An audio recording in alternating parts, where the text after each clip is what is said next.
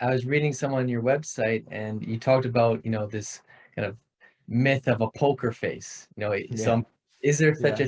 a as a poker face, and can we mask our emotions effectively? That's okay. So the answer is, out of all the parts in the body at a poker table, the face is the worst place to pay attention to.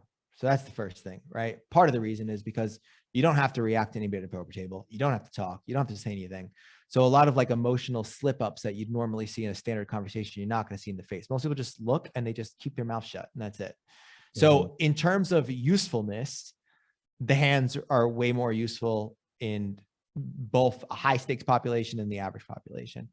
The second thing is like controlling. All right. So controlling emotional reactivity at the poker table. Yes, there are things that you can do. There are like little strategies. And a lot of it is like, with some of my wealthier clients that are not necessarily professional poker players, I have like a motivational talk with them. I'm like, listen, what happens if you lose the money? Nothing, right? Like, yeah, like some of these other pro poker players, if they lose, it's not nothing. So punish them. Like that's the mindset. Like you're going out there and you're punishing everybody else. Like, but what I found with poker is it's not really emotional slip ups that are where we get the most information. It's cognitive ones, meaning what often happens is a player pairs their thought process with their behaviors so that we can use behavior to reverse engineer how they're thinking. Emotion is a nightmare at the poker table. Like, and the reason why is it's so multifaceted.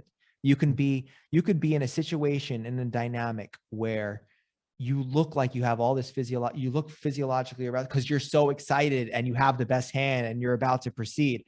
And in another situation, you could look like that because you didn't sleep and it's higher than normal. Like it's such a rabbit hole to figure out what it is. You can figure it out. It just takes, it's hard to do it in real time. The only way to do it is like if you're talking to the person and they're going back and forth with you, there's some strategies and tactics.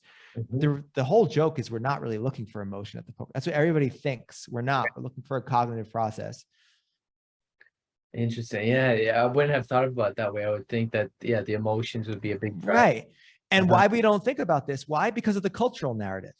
The Mhm. cultural narrative about poker dictates it's a game where we hide our emotions and but it's not taking into context. Yeah, and yeah, at a very obvious level. I mean, like if we go to play like a standard 1-2 game or like, yes, then those things are at play. But I'm talking about the highest levels of poker. You're not seeing world-class poker players like shake or whatever. So what we, let me explain like a little bit more detail. So what we found is it's not these emotional signs that mean anything. It is something we call a concealment strategy. So a lot of players, whether they realize it or not, they're creating a certain mechanism to reduce information.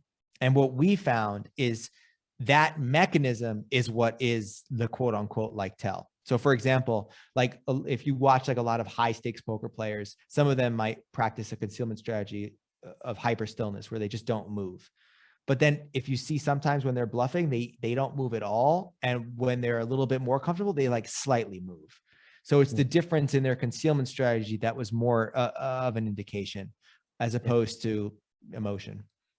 One thing I meant to ask earlier is, you mentioned WSOP, so the World Star, is it World Star of Poker? World Series of Poker. Yeah. World Series of Poker. So tell us, for the listeners that maybe haven't sat at a table in a tournament before, give us an insight of the poker culture. What kind of folk, Oh and man. yeah, tell us Oh, all right. You culture want the honest of poker culture? Okay. So and why it's such a great mechanism for you and your experience of understanding human behavior and yeah, and yeah, it's a great question. It's a really good question. Okay. So poker is fascinating. And the reason why poker is fascinating is because you have a blend of strategy, you have a blend of emotional control, awareness, all these things on a foundation of what's called variance. So variability, which is we can call luck. Variance is a nicer term. And you get to really see how people like show up in the world, and you get to see like what are their thresholds and what are their pain points and what they can deal with. And I really do believe that poker in a lot of ways is almost like a projective assessment of personality. Like people do play, like, when you play recreationally with like my friends that are not very serious, like the conservative people, they're pretty conservative. Like my conservative friends aren't blasting off, and the more reckless friends are more reckless. And I think that poker is just such a, like how you, I always talk about like how you show up in the world is how you show up in a poker table. At something like the WSOP main event, it's just such a cool energy because it's a lot of like, it's like a bucket list item for a lot of people. So everybody's kind of in the beginning, everybody's just really happy to be there. And it's quite beautiful. But if you go to like your standard 1-2 table or 2-5 table, you look around, I mean, most of them probably meet the behavioral classification for depression. Yeah. Like eyes downcast, and like they don't look like, and that's one of my big things when I coach. I'm like, listen, if you're not enjoying this game, why are you playing it? Like, because there's a lot other ways to make money, and that's one of the behavioral indicators. You see some players like they're like a hawk, they're like interested, they're engaged, or enjoying themselves. But it's kind of when I coach, it's like, what are you optimizing for? Are you optimizing for your hourly rate? Are you optimizing for fun? You know, I've had clients where I'm like, why are you taking this game so seriously? Just relax and enjoy yourself. And it's funny because I think sometimes both hyper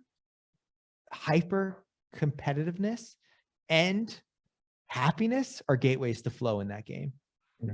But like, yeah, the flow has to be looked at in poker because I have seen people in that flow. Like I have seen people that they have that look in there. It's hard to even describe it, but they're just dialed in.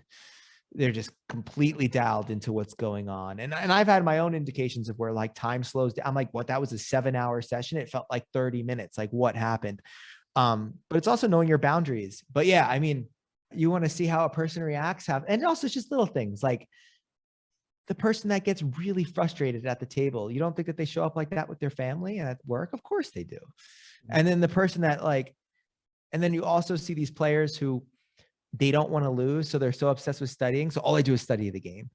They study because they don't want to lose when they're on the court. When in reality, poker literally is a game where you're always losing.